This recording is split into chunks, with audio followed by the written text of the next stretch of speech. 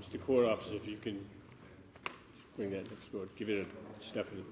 Civil matter, Michael Baril versus the town of Uxbridge, Chief Lourie. Morning, Your Honor. Afraid to start. Mr. Baril.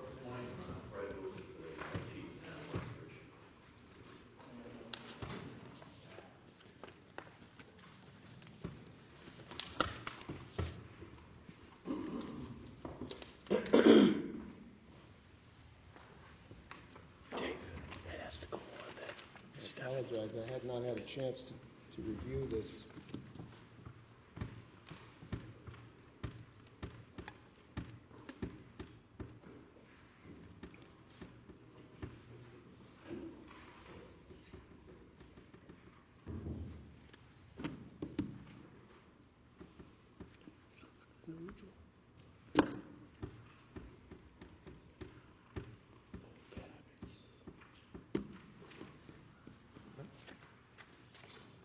Proceed.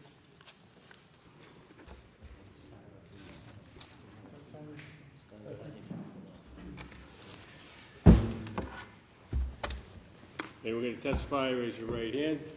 Someone's going to testify about to give you the truth, the whole truth, nothing but true self be God? I do.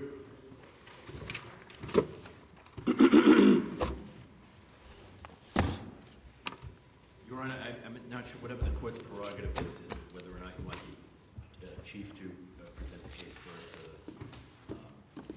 the petitioner. It's less a burden as the petition is to prove the lack of unsuitability, but It's probably best if I hear from the chief first, so I can, that way there's nothing in the file that indicates really to any particular degree what the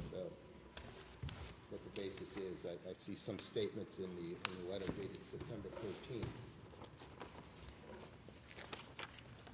So this is your case. I'm open to however you think it's the most appropriate way to proceed, the most efficient way to proceed.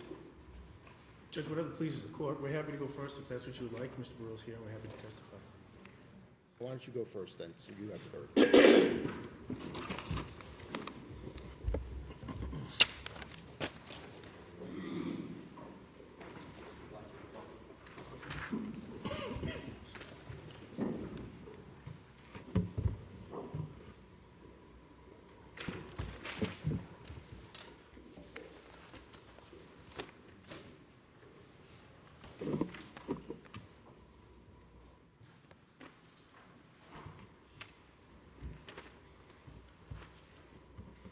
You may proceed. Can you say your name, please, for the record? Yes, Michael J. Baril. And date of birth? February 8, 1973. Current residence? 143 West Street, Uxbridge. And high school, education, starting with high school. Yes, I graduated Uxbridge High School in 1991. Do you have any other courses, safety courses, or firearms courses that you've taken? Yeah, firearm safety course. I have a training certificate in that. Also was a part-time reserve intermittent police officer. Went to the part-time reserve intermittent academy. Certificate back in several years ago for baton and OC, defensive tactics, typical police academy type stuff. The OC stuff, is that MACE? Is that what we're referring to? OC is different than MACE, but yes, correct. Similar item, yes. Are you currently working? Yes. Can you tell me where? Yes, I'm self-employed. Have you in the past been issued a license to carry a firearm? Yes, that's correct. And when was that first issued? Issued when I was 21. Approximate year? Would have been probably 1996 or so, 1999. Issued by whom? The Uxbridge Police Department, and the chief at the time was Chief Jack Creighton. And can you describe the process by which the license was issued? At that particular time? Yes. Yeah, basically, you have to fill out an application, filled out the application, turned it in, paid the money, and was approved to get the license to carry Class A high capacity. And how long is it good for? I believe at that time, and still to this day, it's 5 years. 5 years. Have you renewed it several times? Yes, it's been renewed multiple times since being issued the first time at age 21. And has it ever been revoked? Yes. How many times? It's been revoked twice. When was the first one? First revocation was April of 2015. What was the reason for that revocation? It was from Uxbridge Police. They claimed that I didn't change the address. And was it subsequently reinstated? Yes, that is correct. And was it revoked the second time after that? Yes, it was. When was that? That would have been September 13, 2017.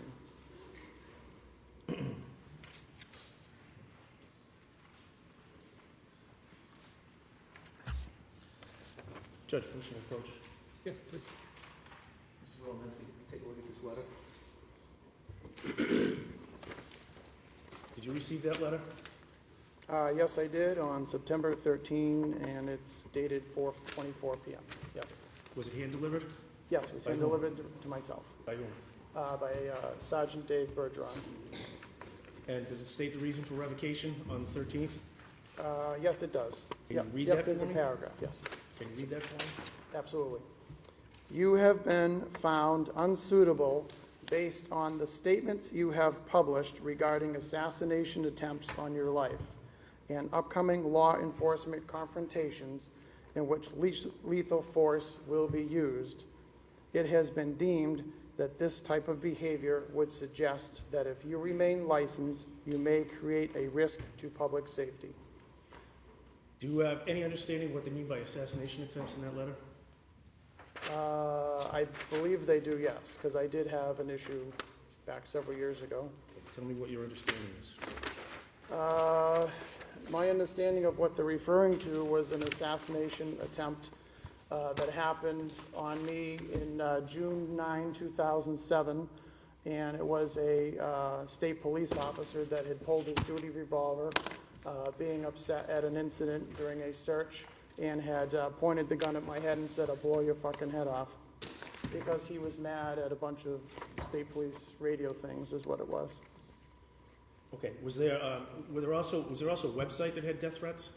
Yes, correct. There was a website called warren-ma.info that was created in 2015 that also had probably hundreds of death threats against my life on it as well. Right. That was not created by you. No, negative. Do you know who created that? It was created by the James Gagner, as selectman in the town of Warren. It was also created by the then Warren Police Detective Mark J. Chase, and it was also created by the current Warren Chief of Police, Chief Bruce D. Spikowski. Okay. Again, I'm sorry. What time frame was that? It would have been April of 2015 when the website came online. The second part of that paragraph, we're talking about upcoming law enforcement confrontation. Do you have any understanding what that means? As far as the way I understand what those comments mean is myself had filed a complaint to the district attorney's office in Worcester. Myself and a resident from the town of Warren had gone there, and we had wanted to talk to the DA's office about threats on our lives. It is also, as far as I understand, several letters were written, and there was one letter that was written by State Representative Todd Smola and Senator Ann Goby, who was trying to set up a mediation meeting between the district attorney's office and ourselves to discuss the death threats against myself and Mary Belrose. Okay, so does your understanding of a confrontation, upcoming confrontations, does that involve anything that has force to do with you or use of your gun? A negative. That would be negative. So basically what it was is, since we were getting threats on a daily basis, is it was basically to circumvent, to have a meeting to see if, to stop reducing any further threats, which is the point of what that was. Have you ever been adjudicated a youthful offender? Negative. No. Have you been convicted of a felony? No. Have you been convicted of a misdemeanor? No. Have you ever been involved in any violent crimes? No. Have you ever been convicted of any crime involving the use or possession of a firearm? No. Have you ever been convicted of a violation of any law regarding controlled substances? No. Have you ever been convicted of any crime regarding domestic violence? No.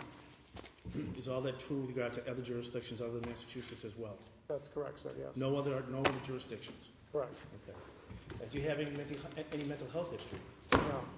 I'm sorry? No. Negative. Do you have any history of alcohol abuse? No. Do you have any history of substance abuse? Nope. Have you ever been involuntarily committed to any institution? No. Are you now, have you ever been subject to guardianship or conservatorship? No. Are you a citizen of the United States? Yes, correct. To your knowledge, do you have any outstanding warrants? No. Or you have any armed services? No.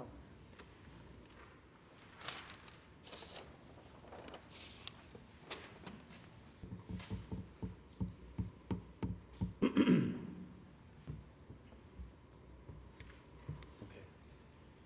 Have you ever threatened to shoot anybody? No. Did you ever point your gun at anyone? No.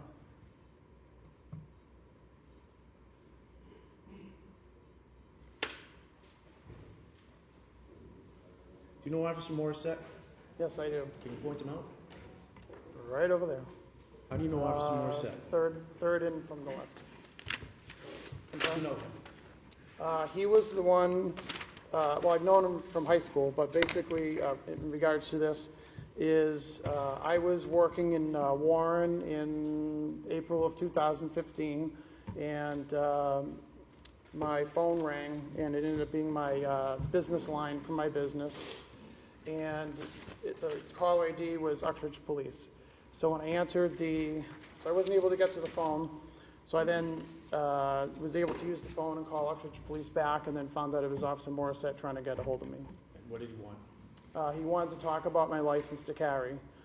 We had a brief conversation. He basically, the conversation went that he said that since I was living in Warren at the time, and the address on my license to carry was not changed from Uxbridge to Warren, he also made a comment that he learned of the Warren Chief of Police, who had initiated the contact to Uxbridge Police.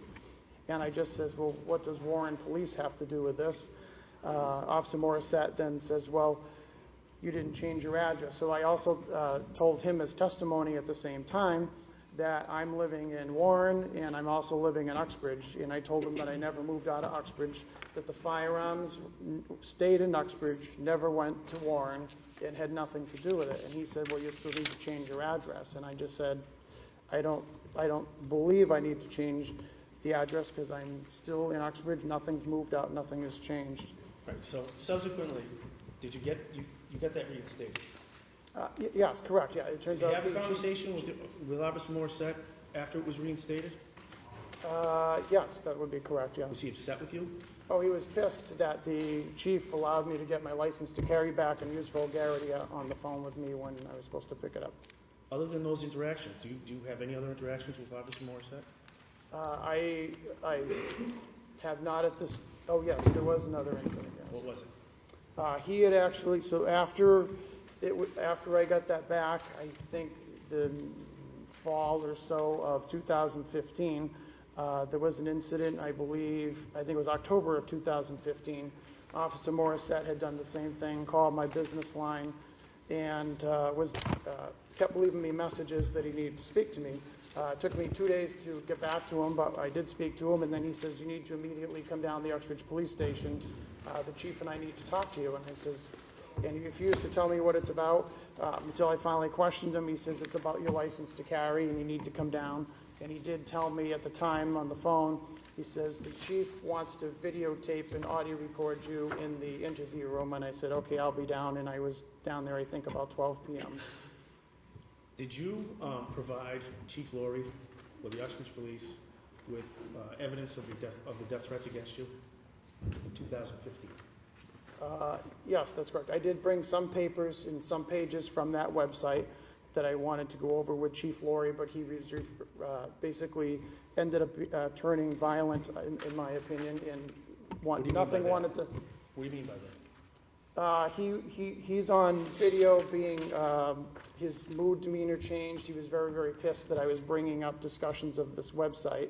In addition, I had also sent emails to Detective Steve Pryor that I was being threatened both in Warren and in Uxbridge, not by Uxbridge Police, but by people that were coming to my residence and sending nasty messages. Also to that website, had also posted my home address, encouraging people to come to my address in Uxbridge. And I was asking the Uxbridge Police detective to conduct an investigation But I did bluntly, when he says, who do you think some of the suspects are, I immediately named Chief Lourie as one of the suspects. Okay. At this time, Judge, I have nothing further. Thank you. Yep, If thank I you. may, Your Honor? Yes, you may. Thank you, Mr. Baril. Your allegations of assassination attempts and death threats are based on your claim that it's the Chief of Police of Uxbridge and the Chief of Police of Warren, Massachusetts, that have conspired to kill you. Is that correct? Negative, that story is not correct. That is not correct. No. Let me, it's also, is it correct that it's members of the Warren Police Department and members of the Uxbridge Police Department that are conspiring to kill you, assassinate you? I can clarify that for you. It would Is the be, question yes or no? no. Those are the members of the No, people? you still have it incorrect. Okay. Let me ask, if I may approach Your Honor with an exhibit. Yes, you may. These exhibits I have already provided to my brother counsel. I want to show you this document, which appears to be an email. Yes, It was forwarded. Now, you see where it says it's from Michael Baril? yes, correct. That's yeah. you, correct? Yes, that's correct. And that was sent on December 5th, 2016? December 6th, 2006. December 5th? Oh, I see right here, this date, yes. And you sent it to Stephen Pryor. Who's Stephen Pryor? Yes, he's the Uxbridge Police Detective. And also to David Genero. Yes, Who is he? he was the town manager for the town. He's now gone. Okay. And in the first paragraph, if you could read that, doesn't it say that you're writing to Detective Pryor of the Uxbridge Police Department regards to harassing phone calls and death threats and criminal activities of your coworkers? So that's alleging that members of the Uxbridge Police Department are the ones that are making the death threats. Is that correct? You're talking about the first paragraph? First paragraph, second line. Is it- Okay, let me read that.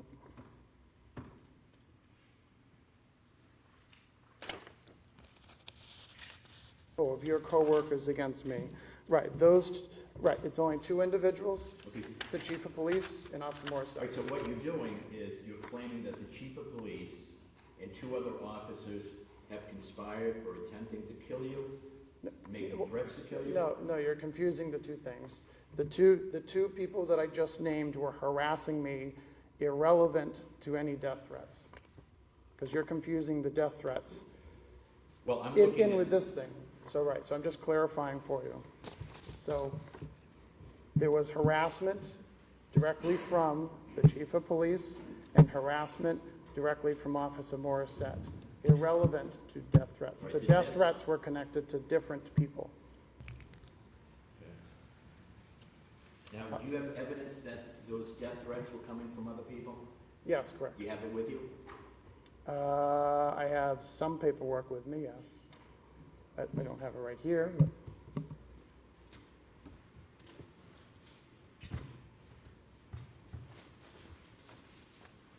Are you alleging that the chief of police of Warren, Massachusetts has made death threats against you?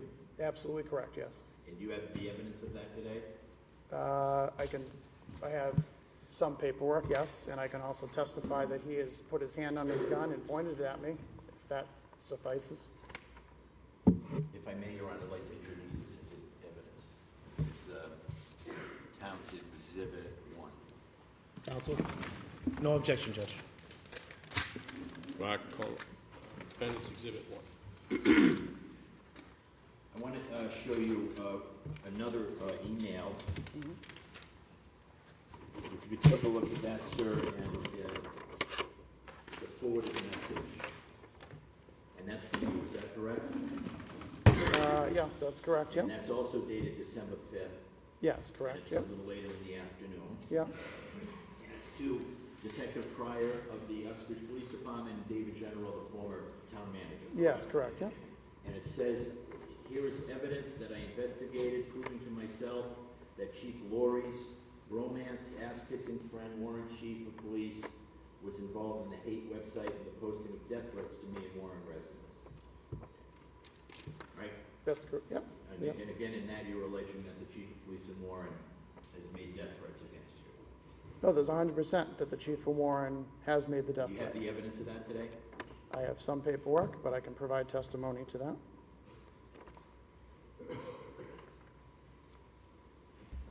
also, and I'm sorry, That's Mike, at the last paragraph, it said, when can I come down to Uxbridge and file criminal charges? Did you ever file criminal charges against Warren, Chief of Police? I attempted to at the Warren Police Department, and they refused to take it because I'm filing an application, because I'm asking for criminal charges against their chief of police, who is the chief of police of the department. So at that point in time, I had also talked to Detective Stephen Pryor, and he said, come down and meet with him, and I did meet with Stephen Pryor, and I asked him, I says, I want your department, because I live in Uxbridge, to put criminal charges, multiple criminal charges against the Warren Chief of Police. He said that he would talk to Chief Lourie about that, and then he came back to me and said that I can't do that because we don't prosecute other police officers. You have to go to the district attorney's office or to a different agency. Were criminal charges ever brought against anybody based on those allegations of yours? They were attempted, but it turns out the police didn't want, I guess what I'm trying to describe is police don't want to take applications of criminal complaints against their own coworkers or their police friends. So the answer to the question is they went nowhere because of that. And criminal charges brought by any other agency based on those allegations of yours? Well, I had gone to the district attorney's office in Worcester and had met with them and asked them to proceed with criminal charges on my behalf, and they didn't do anything either. Thank you. Yep, you're welcome. Thank If you. I may, Your Honor, introduce that document. No objection. The third document I'd like you to look at, Mr. Baril, is it's a printout from a website called warren-ma.info. Is that something you created? I specifically did not create it. It was created by a private corporation. And you're involved in it? No, I'm not on the board of directors of that corporation. I wanted you to take a look at that. It's dated, well, I believe... Yeah, 12/19/2007. Yeah, that may have been when it was printed out, but Okay. if you recall, if you look at the third paragraph there, Town of Warren employees, Yes, correct. did you write that paragraph? That particular information, yes, I typed that information.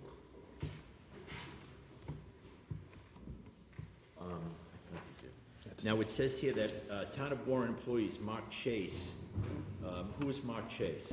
Mark Chase is the former police detective in Warren, and he was also the owner, creator, and used the town's credit card to purchase that website that had the death threats against me. And it says here that you wrote that he wanted Mr. Michael Baril, you, of Warren Uxbridge, allegedly assassinated by Town of Warren public officials?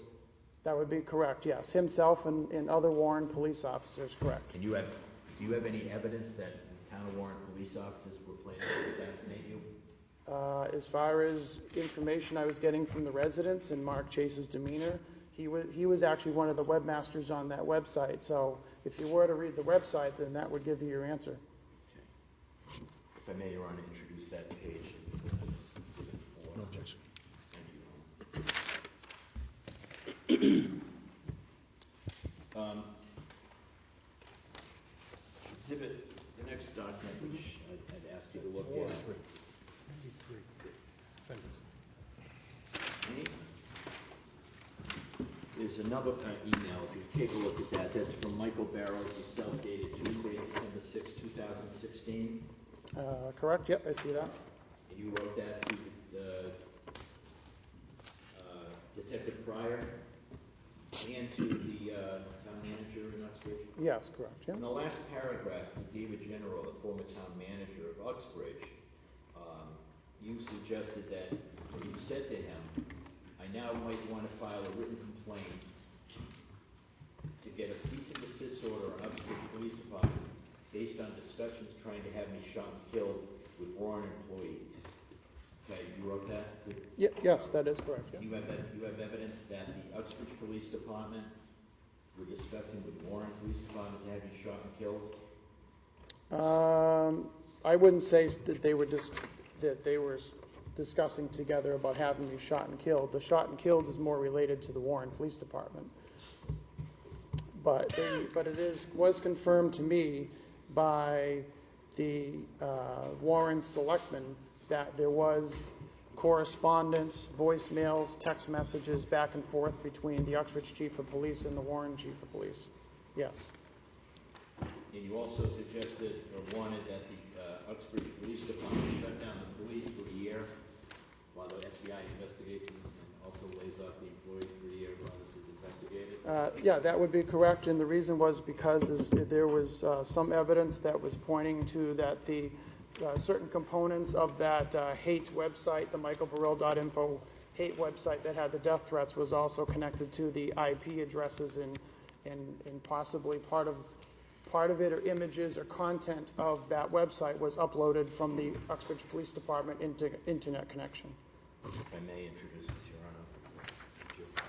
Johnson? These allegations been investigated by any outside agency? They were everything that has been discussed here and anything further else was all those evidence was turned over to the Lieutenant Phil Dowd, who is the Lieutenant Commander of the Massachusetts State Police Detective Unit in Worcester. Myself and Mary Belrose sat down with him in 2015, and she turned in 2,000 pages of evidence of inappropriate behavior between Uxbridge Police and Warren Police. And who is that again, please? I'm sorry? Who is this person? The other person? Person that turned in the 2,000 pages. Oh, her name is Mary Belrose. She's a resident of Warren. But is any outside law enforcement agency investigating any of these? Well, the issue is the DA's office, with connection with the state police, promised that they would investigate. They also told us that they would conduct a criminal investigation into the matter. They were supposed to also provide us harassment prevention orders for protection from the Uxbridge Chief of Police, from Officer Morissette, from the Warren Chief of Police, from the Warren Selectmen, and all the others, and they never did anything. They basically ignored us like we didn't exist, and they ended up snitching all of our evidence that we turned in to them to conduct a criminal investigation against these people were turned over to Chief Spakowski, and they ended up. So basically, they corrupted their own investigation and stabbed me in the back with the evidence that we gave them. So no agency has investigated or came up with any findings on your allegation? Well, to answer your question, no agency investigated nothing because they were protecting police officers. The DA didn't want to do anything. But other than your claim that there's this conspiracy to kill you, there's no other person or agency that corroborates your allegations, correct? I have plenty of evidence that can corroborate conspiracy, and You don't have it here today. I have some records here today, but Do you have a recollection going back to 2015 of going to the Sturbridge State Police Barracks and asking the trooper if it's okay if you have an argument with the selectman that you can pull your gun on him? Do you have a recollection of that conversation? yes and no. Okay. So the answer is yes, I went there, but the second part of what you just said is not true. Let me show you a report. If I may. Yep. It's a report of the state police, Massachusetts State Police, and it's dated September 16, 2015, by a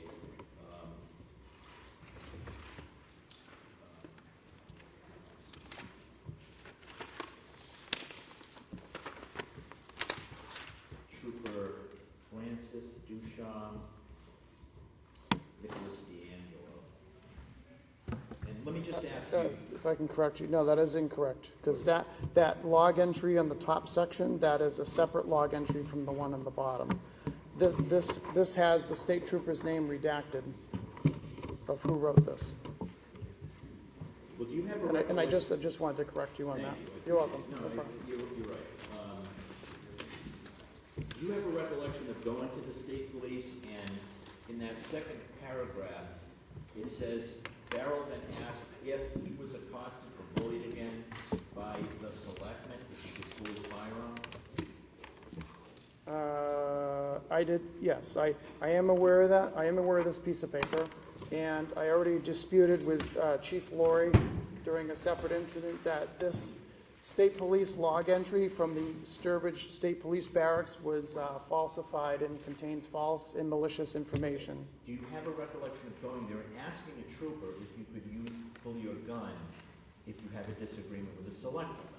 I did go there, but I never asked that question. It was the trooper that instigated to me, do I have a license to carry? And I said yes, and he says, you know the laws, and I said yes. So the answer to the question is no, negative. I did not make that statement.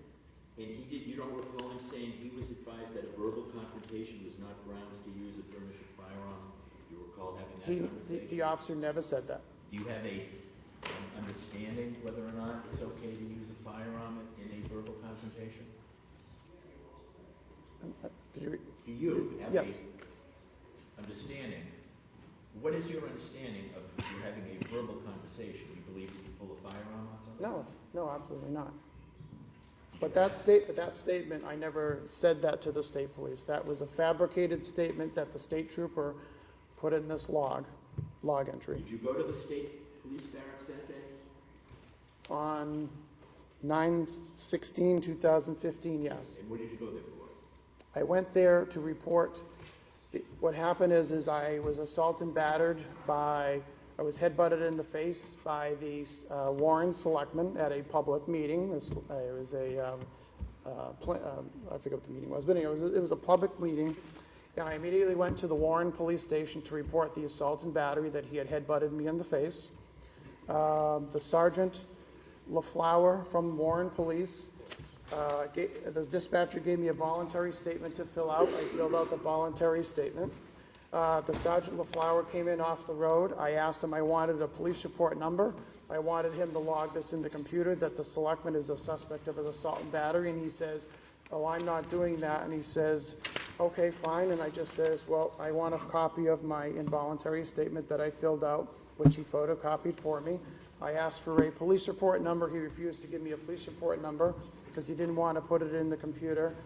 And I just says that I feel like I was being railroaded because it turns out the state police sergeant who was in charge, the sergeant at the time, was Jim Gagner's campaign manager when we were both running for selectman. So I told him that there was an ethics issue. So after that point in time, I went to the state police barracks to then report the assault and battery and have them put it on file. Were criminal charges brought against the selectman? I tried that. I filed it in East Brookfield Court, and Clerk Magistrate Elizabeth Munsell says, we don't take applications for criminal complaints against selectmen, and she threw it in the trash can. So, the Warren, if I may introduce this to Your Honor. No, Division 5. The Warren Police Department would bring charges against the selectman. Well,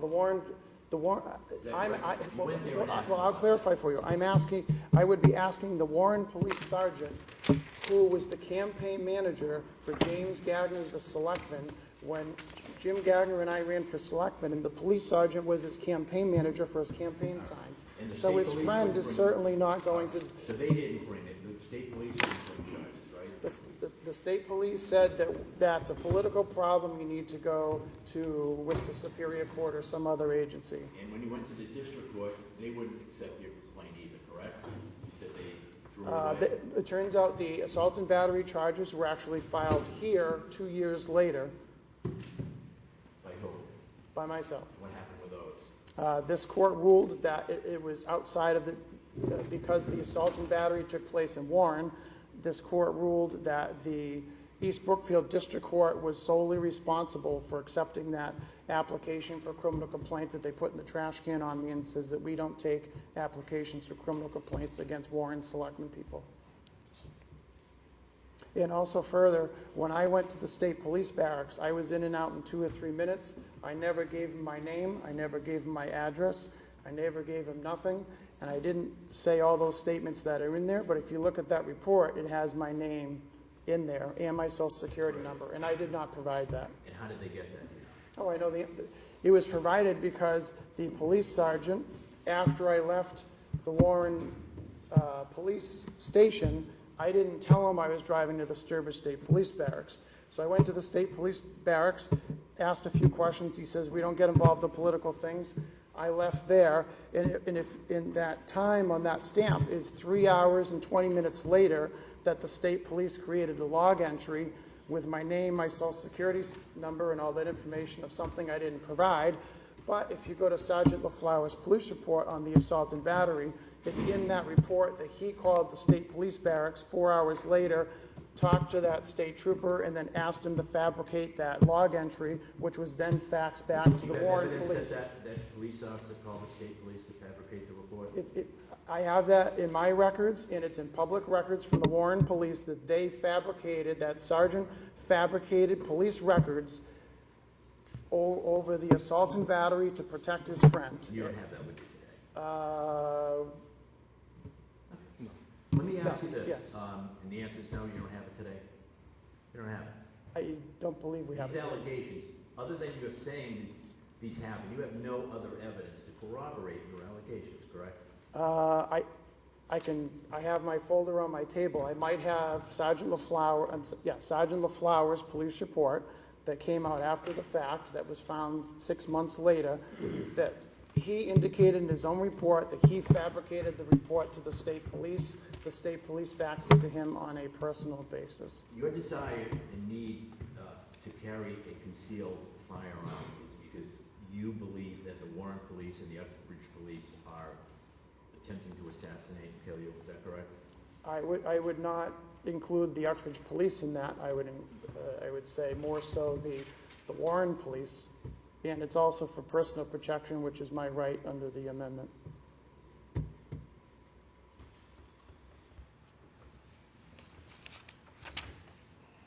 Well, you have made allegations, again, in that exhibit, I think it was 4 to the email of December 6th, that it's Uxbridge and Warren that are discussing shooting and killing. So it's primarily to protect yourself against the police who are planning on killing you, is that correct? I guess that's a true statement. But in addition, I also have the right to have the gun for personal protection for anything else. I have no further questions. These witnesses, Your Honor, thank you. Thank you. Yeah, thank you, sir. I have not, Judge. So you may step down. Counsel, the letter dated September 13th, there is a copy in the file already. Were you planning on submitting this letter as an exhibit? I would like to, Judge. I have a copy here I can give you. Well, there is one in the file already. We can just mark this one. Do you have any objection, counsel? No, not at all, Your Honor. I'm going to call the chief of police. Chief Police Exhibit 1. That's the same one? Yeah. Exhibit 1.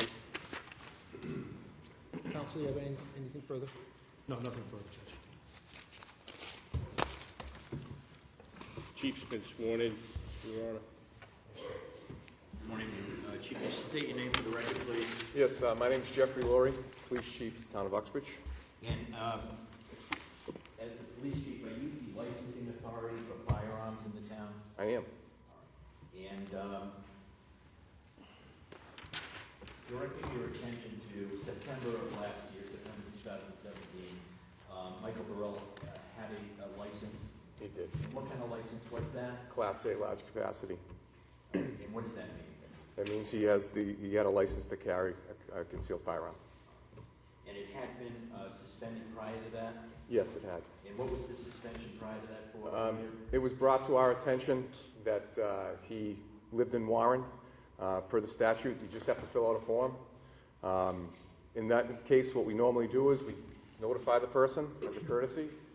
We advise them, hey, you just have to fill out a form. I'm still, the licensing authority until you have to renew it in Warren. He refused to do that. He identified an attorney. Sergeant Morissette contacted that attorney. That attorney said, I'm not his attorney, and I told him to fill out the form.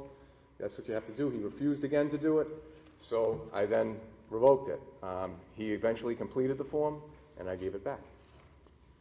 In September of 2017, did you take some action with regards to his license to carry? I did. And what was that? I revoked it. And I have another copy of it. Exhibit 1, which was the revocation letter. Let me just show you the copy. It's another copy. The letter, which is Exhibit 1, already introduced. Is this the letter that you sent to him? Yes, it is. All right. And does that contain the reasons for your revocation? It does. And could you just read for the record the reasons for the revocation? You have been found unsuitable based on the statements you have published regarding assassination attempts on your life and upcoming law enforcement confrontations in which lethal force will be used. It has been deemed that this behavior would suggest that if you remain licensed, you may create a risk to public safety. And did you tell the court what was the basis for that revocation reason?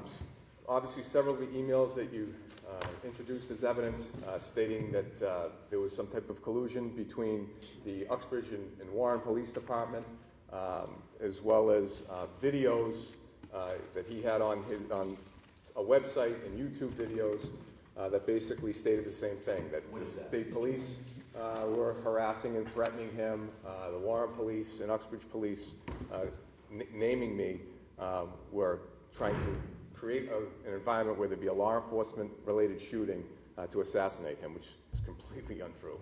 All right, so there's allegations in those emails that either Warren Police, the Warren Chief, and or with Uxbridge are planning to assassinate and kill and shoot him. Is that correct? Correct. And in these videos, he basically states that the FBI or a federal agency that he doesn't wish to acknowledge has information. I'm going to object if he wants to introduce the videos. I would suggest they speak for themselves. I think that's a great idea. If I may just say two things. One, I do have a very short video to show with clips of the plaintiff talking about some of these allegations. Second of all, I would suggest, Your Honor, that the cases in these firearms cases always suggest that hearsay is always admissible and hearsay is always acceptable for a chief to make his findings and decisions. And correct me if I'm wrong, I don't believe the objection is that it's hearsay. It's just that there is a video, and the video we can watch the video to determine what it is that's being said on the video, yes, as opposed to having the chief interpret that for us. That's correct, Judge. Are you concerned about those allegations that he's made in those emails about assassination by the police? Absolutely. Why is that? I mean, these are delusional fantasies. They're not true. There's no threats on his life. There's no evidence to state that. I've advised him to file a complaint so it can be investigated. There is no complaint. My concern is that if he has a firearm, that there's a potential for law enforcement, if they stop him or whatever, that in his mind, he feels that he's being harassed or threatened, there could be a lethal confrontation. I think he's a risk to public safety to have a firearm. And as the licensing authority, in good conscience, I revoked it. Do you know of any evidence to support his allegations that either somebody in the Uxbridge Police Department and or Warren Police are attempting to kill him? There's absolutely no evidence that that is true. Absolutely not. Have you spoken to the Warren Police Chief about this? I have. Okay.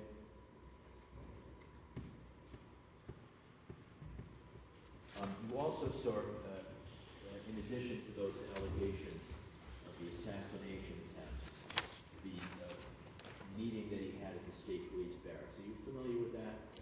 You know Yes, that was brought to my attention, and we contacted Mr. Baril. I wanted to talk to him just to clarify that you can't do that. He actually, Your Honor, came to the station with a large camcorder and a bunch of cords he was dragging into the lobby. My intent was not to record that in the onset. I asked him to put that back in his vehicle and that I would tape it for him and provide him a copy. So when he states that I became angry, etc., I also have that video. It's absolutely untrue. In regards to his website that he says was a corruption website made against him, the Uxbridge Police had absolutely nothing to do with it, and he was accusing us as being a part of that as well. I asked and it's right on the video, I said, Michael, you're here in regards to your license and statements that you made to the state police that if you were, could you pull your firearm in a certain situation that was inappropriate? He denied it. Then he wanted to talk about this website, which is outside of our jurisdiction, that was against him. And I said, that's not what this is about. This is about your firearm. I clearly stated very calmly in the video. And then he did go and explain part of this site, in his opinion, that there were threats. With regards to the conversation at the state police, his questioning whether we can pull a gun on somebody having an argument, does that concern you as his ability to firearm? It did. Why? It concerned me to the point where I called him in to speak with him. He basically, what he testified to, said that the state police were lying and that he didn't say that. And basically I said, you can't do that. And, I'm obviously going to keep an eye on any statements or things that you make if you're close to being revoked, basically. And then with the totality of all these recent things that came up, I made the determination that there was definitely a suitability issue.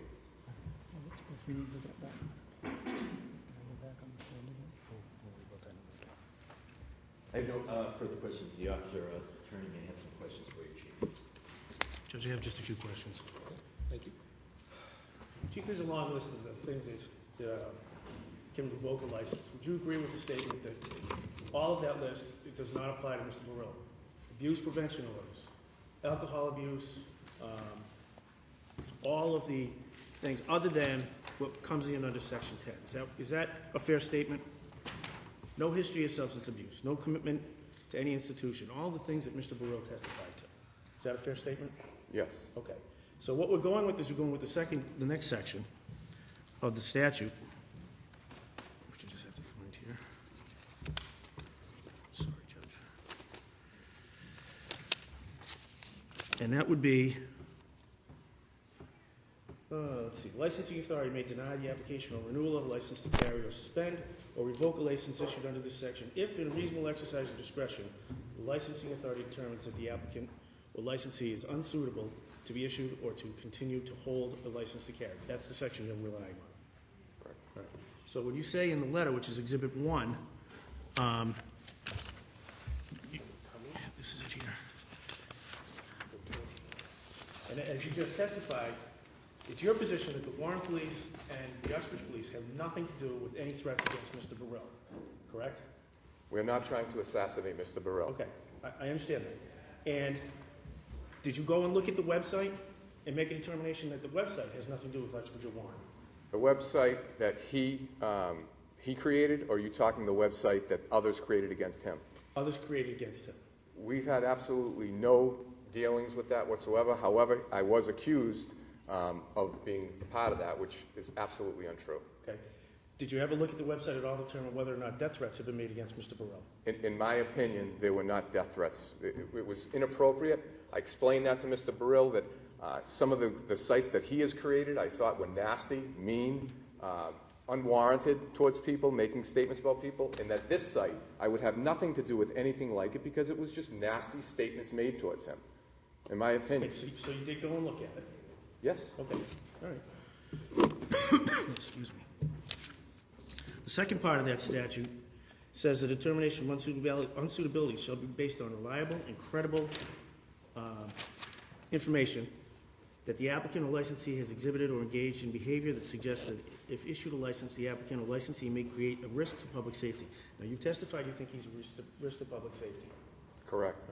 And is that based on the statement in the state police report where he says, the state police report, can I pull my gun if I have a verbal confrontation? It's the totality of everything that I talked about here today, and I think your suggestion was spot on to watch the videos. One of them's an hour and a half long or something like that? Well, there's a couple of them that, yeah, they're quite lengthy, and then he has videos within his site. I mean, there's a lot of information there that's just absolutely incorrect. Right, now, Chief, I don't think we get into this initially, but can you just give us a brief statement of your educational background starting with high school? I'm a graduate of St. John's High School in Shrewsbury, Massachusetts. I hold a bachelor's degree and a master's degree from Western New England University in Criminal Justice Administration. I graduated from the Waltham Police Academy. I worked for the town of Shrewsbury beginning in 1988. I laterally transferred to the Auburn Police Department in 1994. I hold the rank of patrolman, sergeant, detective lieutenant until my charge here as the Uxbridge Police Chief in 2013. I'm currently in command of the Central Massachusetts Law Enforcement Council. As president, I'm also the chair of the Jimmy Fund Mass Police Chiefs Walk and the chair of the Blackstone Valley Regional Drug and Countercrime Task Force. Do you have any medical training in your background other than what might come with on-the-job training? Just what I've learned in my 29-plus years of having the honor to be a police officer. You have no psychiatric degrees? I do not. No psychological degrees? I do not. You and I had a conversation prior to council getting involved. Do you remember that conversation about a month ago? Yes. You called me in my home, and we spoke. You wanted me to speak with you. Yeah, You left me a message, and Yep. I returned your phone call. And what you said in that conversation was you had a concern over Mr. Baril's mental health. Do you remember that? Yes, I'm not a counselor, but in my professional opinion, absolutely. And based on that, that's why you revoked the license. Correct. And you're aware of other statutes that allow you to address his mental health, correct? For instance, in Section 12. What I'll say to that is, it is not against the law to have mental health issues, and we have people every day walking in our society that have mental health issues. In this particular case, he probably should see someone, but I'm not a counselor, because all of what he's saying is absolutely delusional and not true, and it gives me great concern. That's a determination you just made. Delusion was a term of art. It's not true. His statements are not true. Law enforcement's not trying to harm him, and they're concerning statements. I want to make sure he's safe, and I've said this to him on many occasions, to include the conversation when I was speaking with you. I wish no ill will on Michael Baril. I probably had 4 or 5 interactions with him in 4.5 years. You absolutely did say that, just for the record. And I've said it to him on numerous occasions. I don't know what this fixation is on me. When you watch these videos, you'll see he actually talks to me directly during these videos. I have concerns. He's done this to other public officials. It's not just myself and the Warren chief. He is in this fantasy world, and that concerns me as chief. And you're right, I'm not a counselor, so I'm making the best determination that I can as chief to ensure public safety. You know that Section 12, for instance, is available to a police department to address somebody who's a danger to himself or others, correct? I can do that, but I don't feel that he's gone to that place where I'm going to put him in handcuffs and bring him to Milford Hospital. And you haven't done that? That's No, what I I'm haven't. getting. If I thought that was warranted, absolutely would. Judge, I have nothing for you. Just 2 questions, if I may follow up, Your Honor. Chief, you didn't revoke his license because of mental health issues. You revoked it because of the statements made in the email. Absolutely. Second of all, and after or around the time that you had that conversation with counsel, Mr. Baril wanted to have a meeting, and you canceled that meeting, correct? The council, we tentatively wanted to schedule a meeting. We played phone tag back and forth because the dates he wanted weren't fit for my schedule. I then decided contact the interim town manager to talk with you, and after consultation with you, I felt with the very limited conversations I've had, he comes back with this conversation that's completely not what we talked about. So I said, there's nothing positive that's going to come out with me meeting with Mr. Baril. I did state with counsel I would meet with Mr. Baril's counsel, but I'm under no obligation to meet with Mr. Baril in this situation, so I decided not to. And what did Mr. Baril then communicate to you because you canceled that meeting? That he was suing me for $15,000 for canceling a meeting that was never technically scheduled. All right. Thank you very much. I have no further questions. Your Honor, I have one more. I do have one question, maybe it's been answered, but just to clarify, when was the license revoked because of the failure to complete the form for the change of address? That was 2015. When in 2015? Your Honor, I have the exhibit if you'd like. It's Exhibit 6, Defense Exhibit 6. I don't know that I introduced the 2015 revocation. Yeah, I don't Change of have address. Exhibit 6. I could. Is that, so we'll introduce that as Defendant's Exhibit 6? Yes, Your Honor. All right. Thank you, Your Honor. Your Honor, I just have one quick witness that has the video or excerpts of the videos that I'd like to present as evidence. That Sergeant Morris said. Judge, are we going to actually watch them, or you can take it under advisement? I'm just curious. I mean, one of them is at least an hour and 40 minutes long. Then, I understand that. I was just going to show short seconds of excerpts, really, that I've picked out now.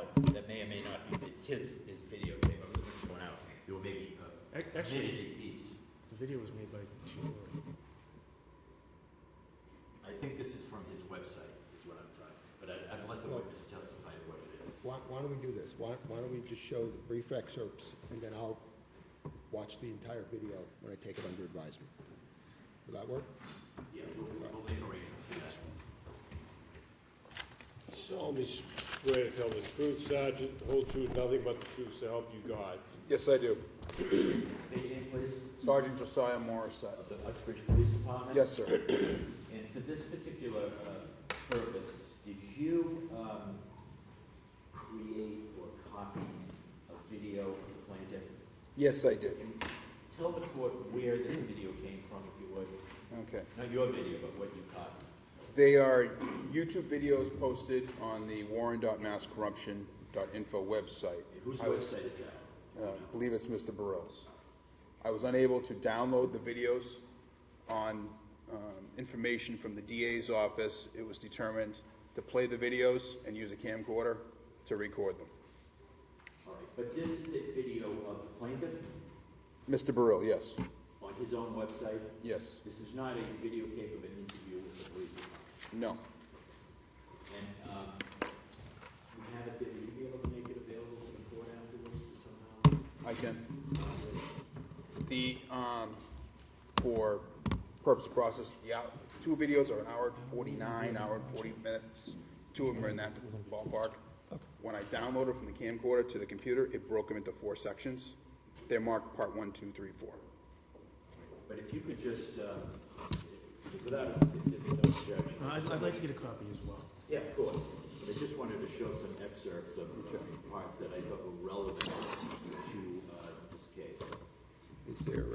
Is there some way of doing this so that the We can stand behind the judge.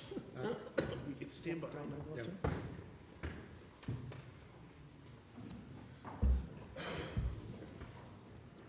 All right.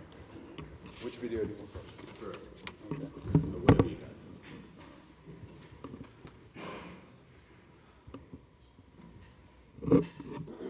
Okay. This video is 24:38 for a timestamp under the first, first section? it's called 2015 campaign video. What was the time again? 24:38. Evidence that would prove all these claims to them. Today's answer, 2017 obviously, is the DA's office turned over that evidence that we turned in to prosecute those bad people in Warren, turned the records over to Chief Spagowski, the suspect, who we complained about, knew that all this stuff was going on and failed to act on behalf of the citizens and residents and voters and taxpayers of Warren. The DA, again, was grossly negligent for failure to investigate any life safety concerns that Mary Barrows and I had, including safety issues also with Brian Carville. And I endured another rash of death threats from the Mass State Trooper who Mary and I had met with back then. He, the trooper, this is a state police trooper now, a detective, okay, who works closely with Mark Chase, who works closely with, and it turns out he works under the umbrella of the district attorney's office, which is the same people in East Brookfield Court. Those are Joe Early's people. So when you go complain that you're turning over evidence to arrest your own friends, you would think that you would be unbiased and be able to do that. But instead, DA Joe Early and the state trooper didn't do that. You protected the wrong people. So that's why. If I may just go to a second segment, please. Just read off the timestamp for the record. Yes. This is the same video titled 2015 campaign. Timestamp on the total video is 43:30. When I provide it, it'll be part 2 at 13:06.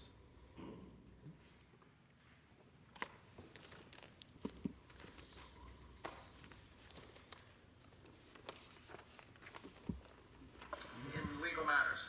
So that's how I say that there is a deep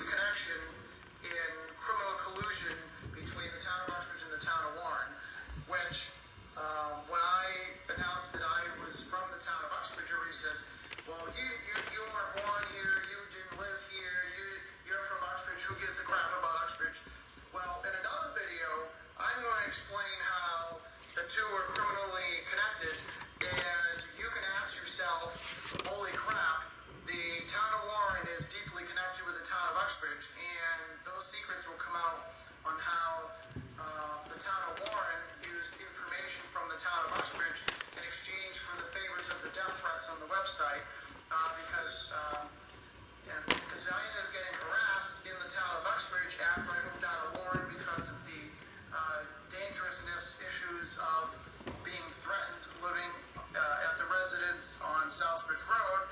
Then I came to Uxbridge, and then I got criminal harassment issues from a certain police officer in Uxbridge. As I said, there's only 2 individuals that are bad apples on the Uxbridge Police Department.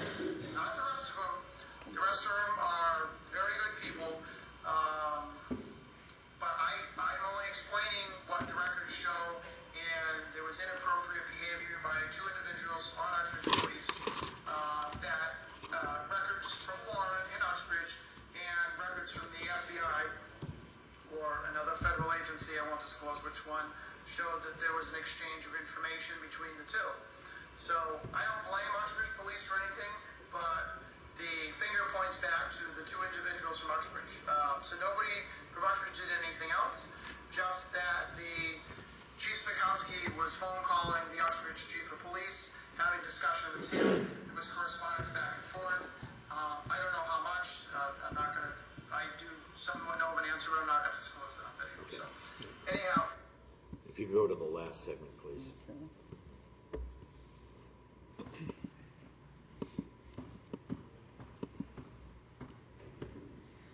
This third video is titled Gagner A and B on Baril, and it continues. The timestamp on this is 38:34 by Mr. Baril's video. The timestamp, because it's broken up, is part 2, 407. Thank you. As a child, it developed into a sociopath Sorry. who seeks negative human interaction.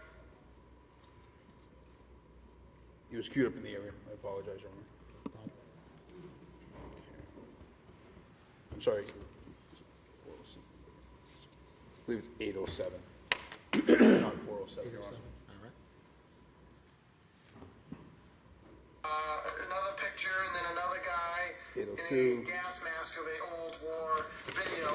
Oh yeah, and then it also says copyright Michael Baril, which I'm Michael Baril, which I didn't copyright, protect my own website because it's not my website. All rights reserved. I missed it, Your Honor. I'm sorry. 1 minute. Nick.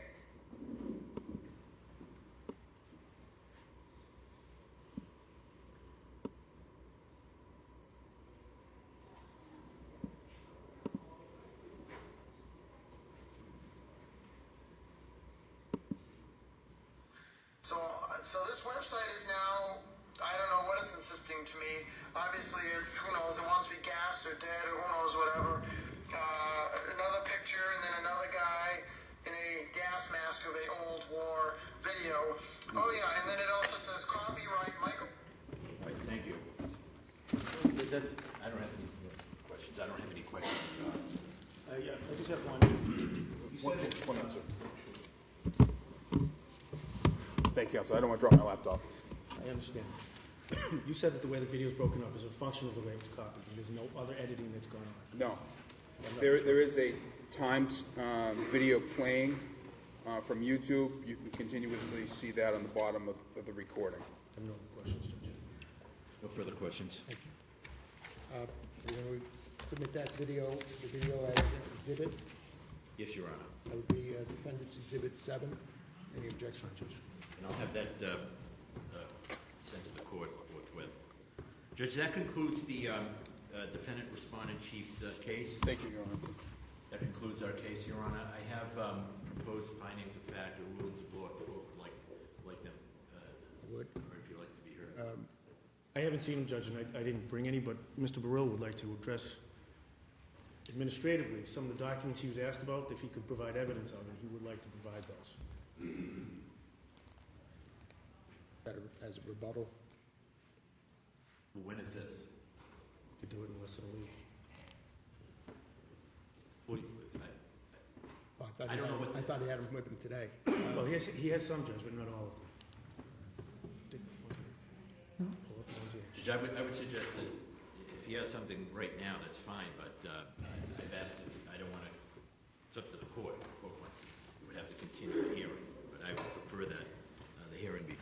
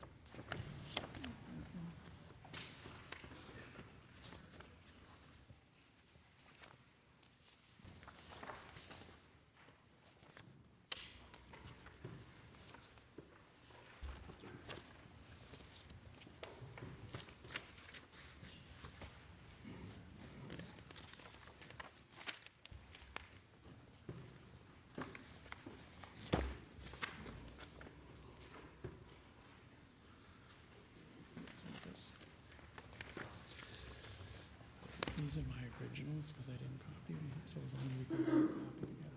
Judge, what he has is originals. Can we get a copy from the clerk's office, both for counsel and for the file and for myself?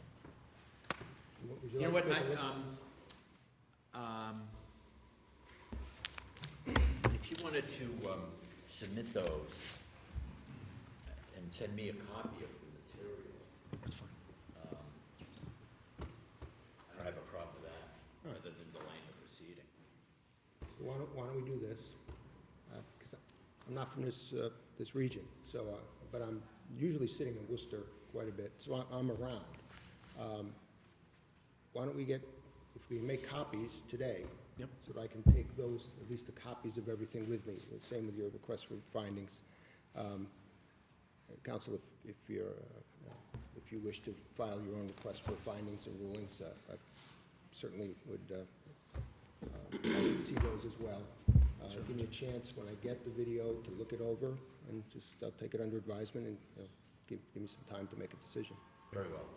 Judge, if those, if that new exhibit that'll be introduced to the court via the clerk's office could be marked, I believe, Exhibit 2 of the plaintiffs It's Exhibit 2 in total. in total.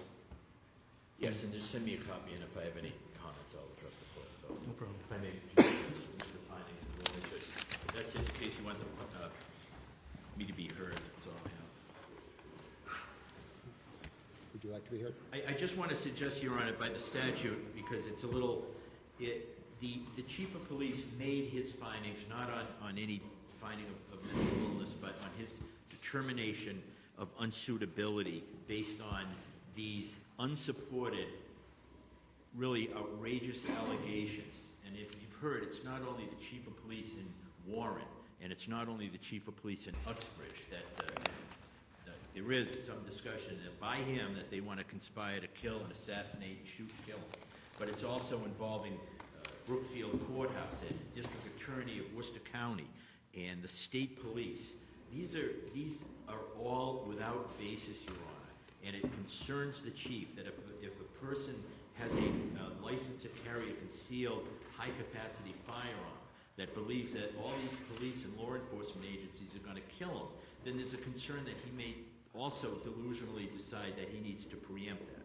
The basis, Your Honor, for this, the court's review of the chief's decision is that the chief may deny the application or suspend or revoke a license if in his reasonable exercise of discretion he believes that the licensee is unsuitable based on reliable and credible information that he's exhibited or engaged in behavior that he's a risk to public safety. He has a reasonable exercise of discretion, and he made that determination based on the reliable and credible information, which was the plaintiff's own email written in verbal statements. These aren't just hearsay statements that are uncorroborated. And the determination in the hearing is that the district judge may direct that the license be given back to an applicant if the court finds that there was no reasonable grounds for the chief's revocation. And to find no reasonable grounds, you must find that the chief's decision was arbitrary, capricious, or an abuse of discretion. And I would suggest to you that there's substantial basis for his finding. He has multiple reasonable grounds, and it was a reasonable exercise of discretion, and we would ask the court to uphold the chief's finding. Thank you, Your Honor. Thank you. Counsel? Judge, just very briefly, we're both focusing on the same part of the statute. It's the last part of the statute, Section 10, which allows him to exercise in his discretion revocation if he finds reasonable evidence. Judge, in this case, Mr. Baril has testified that he has provided information to both the Uxbridge and the Warren police about death threats as far back as 2008. There's also evidence of a website that had all kinds of threats against him. It includes, by Mr. Baril's testimony, death threats.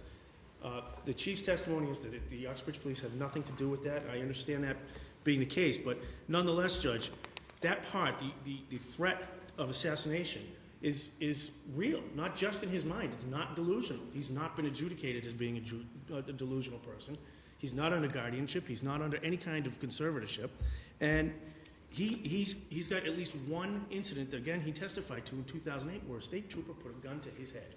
That's what the testimony was, Judge. So based on that, we feel that there is credible evidence that these death threats exist. They may not be coming exactly the way that Mr. Baril described them, but they are there, and we think that that's not a reasonable basis to deny the license to carry. At this point, Judge, we're asking you to overturn it and give him back his license to carry. Thank you. Thank you, sir. Thank you, sir. Thank you, Your Honor. Thank you, Your Honor. That'll be under advisement.